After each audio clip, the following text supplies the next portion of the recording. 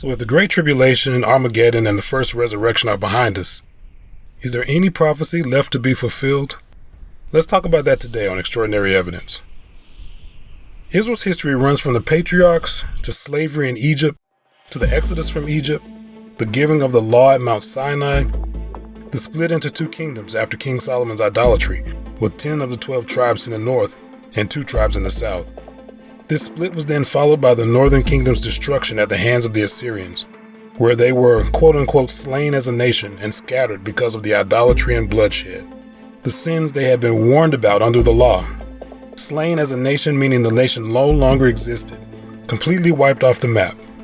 This was followed by the southern kingdom's exile in Babylon, and then their continued subjection under the Persians and the Greeks. And finally their subjection to the Romans, where they too were destroyed, slain as a nation, scattered due to idolatry and bloodshed. The prophets had warned both kingdoms. Hosea, for instance, said, "My people consult their wooden idol, and their diviner's wand informs them, for a spirit of infidelity has led them astray, and they have been unfaithful, departing from their God. The Lord also has a case against Judah, and will punish Jacob according to his ways. He will repay him according to his deeds." Their sins brought the ultimate consequence under the Mosaic law. A nation was brought against them both, leaving them desolate. Both nations had been slain, both wiped off the map, and their people scattered. However, the law and the prophets also promised restoration. Deuteronomy chapter 30 verse 1 says, "So it will be when all these things have come upon you, the blessings and the curse, which I have placed before you, and you call them to mind in all the nations where the Lord your God has scattered you, and you return to the Lord your God, and obey him with all your heart and soul, in accordance with everything I am commanding you today, you and your sons. Then the Lord your God will restore you from captivity, and have compassion on you, and will gather you again from all the nations where the Lord your God has scattered you." And in the prophets like Zephaniah chapter 3, verse 20, "At that time I will bring you in, even at the time when I gather you together. Indeed, I will make you famous and praiseworthy among the nations of the earth, when I restore your fortunes before your eyes, says the Lord." The Lord promised not to leave his people scattered. He would restore their fortunes. And now we live at a time where we've seen the resurrection of these two slain nations as one nation, on the same land they had so many years before. This is exactly what was foretold by the prophet Ezekiel.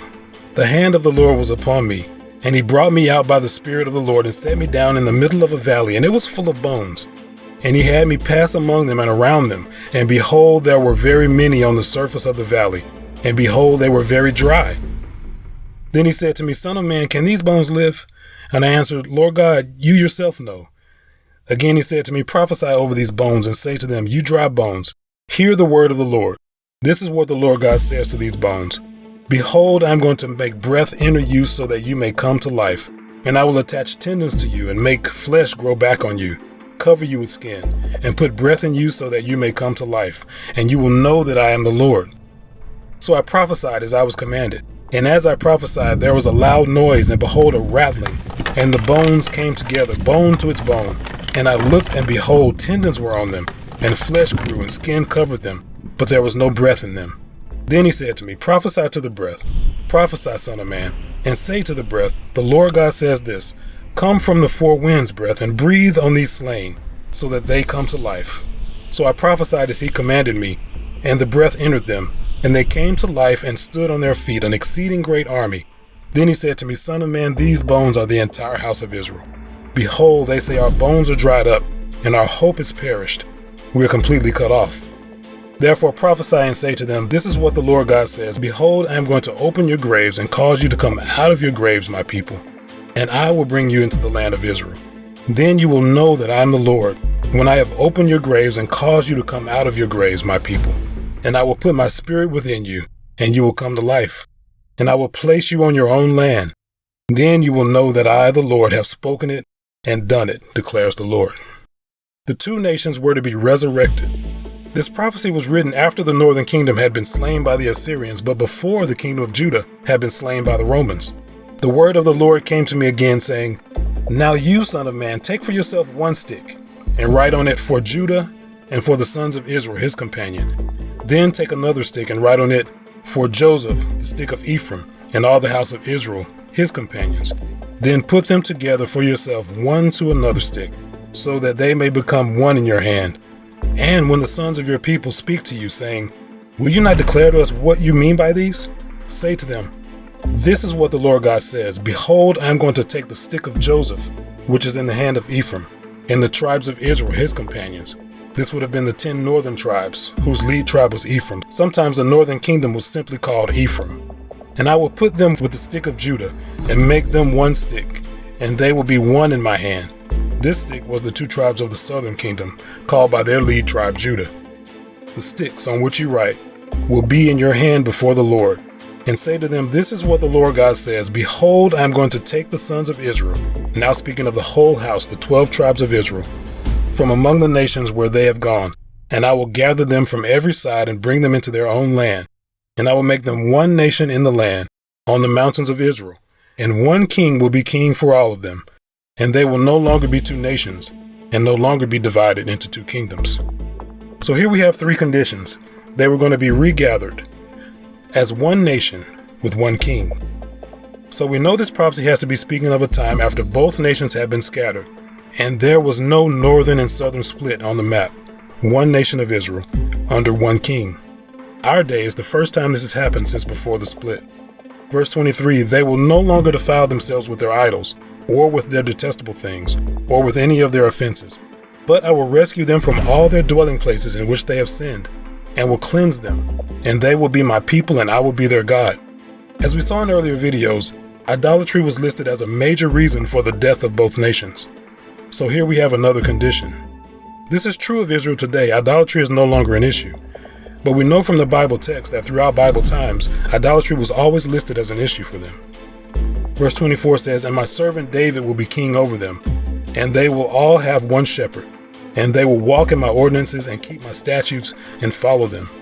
And they will live on the land that I gave my servant Jacob, in which your fathers lived, and they will live on it, and their sons and their sons' sons forever.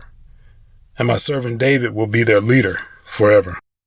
So we're not looking for Israel to be scattered again. It says they will live on the land forever. But it says here that they would be under David. David was the historical king prior to the split who received the promise that the Messiah, the king of the eternal kingdom, would come from his descendants. David here is a moniker for the Messiah. So they would be living under the rule of the Messiah.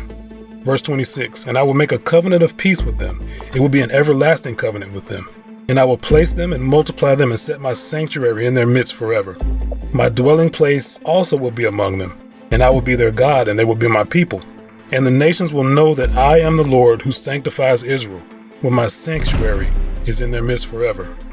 So 2 more conditions. There would be a covenant of peace, and God's sanctuary would be among them. This is where some Jews and Christians differ. Some Jews would say the Messiah hasn't come. Christians and some other Jews would say the Messiah has already come, and Jesus is the David spoken of here.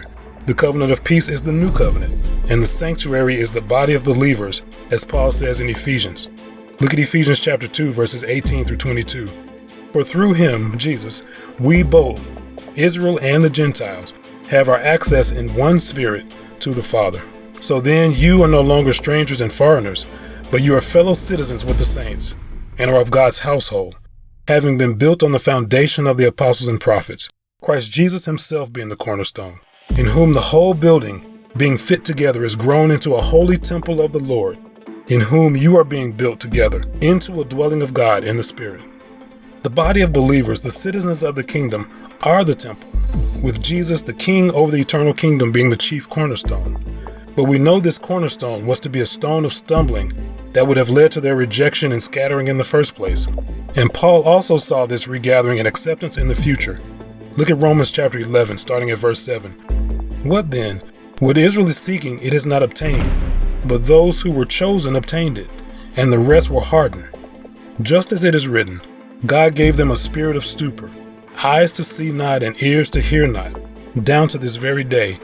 And David says, may their table become a snare and a trap, and a stumbling block and a retribution to them. May their eyes be darkened and see not, and bend their backs continually. Verse 11, I say then, they did not stumble so as to fall, did they? Far from it. But by their wrongdoing, salvation has come to the Gentiles, to make them jealous. Now if their wrongdoing proves to be riches for the world, and their failure riches for the Gentiles, how much more will their fulfillment be? But I'm speaking to you who are Gentiles. Therefore, insofar as I am an apostle of the Gentiles, I magnify my ministry, if somehow I may move my own people to jealousy, to save some of them.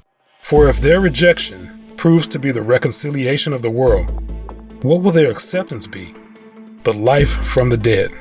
He was alluding to this time where the two nations will have been resurrected and accepted, rather than being cut off and scattered.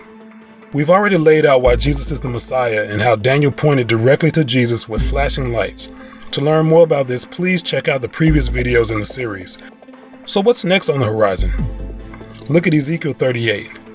Now the word of the Lord came to me saying, Son of man, set your face toward Gog of the land of Magog, the chief prince of Meshech and Tubal, and prophesy against them and say, This is what the Lord God says, Behold, I am against you, Gog, chief prince of Meshech and Tubal. I will turn you around and put hooks in your jaws, and I will bring you out, and all your army, your horses and horsemen, all of them magnificently dressed, a great congregation with shield and buckler, all of them wielding swords, Persia, Cush, and Put with them, all of them with buckler and helmet. Gomer with all his troops, Beth Togarmah from the remote parts of the north, with all its troops, many peoples with you. The modern locations of all these places is beyond the scope here, and there's debate over the identity of some of these nations. But this is saying there would be a war sometime after the regathering. Be ready and be prepared, you and all your contingents that are assembled around you, and be a guard for them. After many days you will be summoned. In the latter years you will come into the land that is restored from the sword, whose inhabitants have been gathered from many nations, to the mountains of Israel, which had been a continual place of ruins. But his people were brought out from the nations, and they are living securely, all of them. So we have a couple more conditions here. The land will have been restored from the sword, and the land would have been a continual ruin. This describes the situation of the Promised Land from the time of the Jewish-Roman War, the Great Tribulation, up to the regathering into the one nation of Israel. Verse 9, And you will go up, you will come like a storm, and you will be like a cloud covering the land, you and all your troops, and many peoples with you. This is what the Lord God says. It will come about on that day that thoughts will come into your mind, and you will devise an evil plan. And you will say, I will go up against the land of unwalled villages. I will go up against those who are at rest, who live securely, all of them living without walls, having no bars or gates. We've come across another condition. They will be living in unwalled villages. This describes Jerusalem today, but Jerusalem in the Bible days had a wall around the city. Verse 12, To capture spoils and to seize plunder, to turn your hand against the ruins that are now uninhabited, and against the people who are gathered from the nations, who have acquired livestock and goods, who live at the center of the world. Sheba and Dedan and the merchants of Tarshish, with all its villages, will say to you, Have you come to capture spoils? Have you assembled your contingent to seize plunder, to carry away silver and gold, to take away livestock and goods, to capture great spoils? Therefore prophesy, Son of man, and say to Gog, This is what the Lord God says. On the day when my people Israel are living securely, will you not know it? You will come from your place out of the remote parts of the north, you and many people with you, all of them riding horses, a large assembly, and a mighty army. And you will come up against my people Israel, like a cloud to cover the land. It shall come about in the last days. And when we see the phrase last days or time of the end, we have to ask, last days of what? Or the end of what? Because we saw from Daniel, time of the end meant the end of the kingdom of Judah, the end of the 490 years he had prophesied that had been allotted to his people in his holy city. We'll let Revelation 20 inform us about what the last days means here. But let's continue reading. It says, It shall come about in the last days that I will bring you against my land, so that the nations may know me, when I show myself holy through you before their eyes, God. This is what the Lord God says. Are you the one of whom I spoke in former days through my servants the prophets of Israel, who prophesied in those days for many years that I would bring you against them? It will come about on that day, when Gog comes against the land of Israel, declares the Lord God, that my fury will mount up in my anger, and my zeal in my blazing wrath. And I declare, on that day there will certainly be a great earthquake in the land of Israel. The fish of the sea, the birds of the sky, the animals of the field, all the crawling things that crawl on the earth, and all mankind who are on the face of the earth will shake in my presence, and the mountains will be thrown down. The steep pathways will collapse, and every wall will fall to the ground. This is poetic language letting us know this will be an event that's impactful and everyone will notice. No one would miss this. Verse 21, and I will call for a sword against him, against Gog, on all my mountains, declares the Lord God. Every man's sword will be against his brother. With plague and with blood I will enter into judgment with him, and I will rain on him and his troops, and on the many peoples who are with him, a torrential rain, hailstones, fire, and brimstone. So I will prove myself great, and show myself holy, and make myself known in the sight of many nations, and they will know that I am the Lord. So God himself would be involved in the events around this victory over Gog and Magog. So let's let Revelation chapter 20 show us this sequence. Let's start at verse 4. It says, Then I saw thrones, and they sat on them, and judgment was given to them. And I saw the souls of those who had been beheaded because of their testimony, and because of the word of God, and those who had not worshipped the beast or his image, and they had not received the mark on their foreheads and on their hands. And they came to life and reigned with Christ for 1,000 years. The rest of the dead did not come to life until the 1,000 years were completed. This is the first resurrection. Blessed and holy is the one who has part in the first resurrection. Over these the second death has no power, but they will be priests of God and of Christ, and will reign with him for 1,000 years. Now we learned in our last video, this resurrection, this first resurrection, happened at the Great Tribulation, the fall of Jerusalem. The prophets and the righteous, prior to Christ, were resurrected along with Christ's elect and those who endured the tribulation. They were raised and given the reward of reigning with Christ for 1,000 years. We also saw this resurrection in Daniel chapter 12 at the time of the Great Tribulation.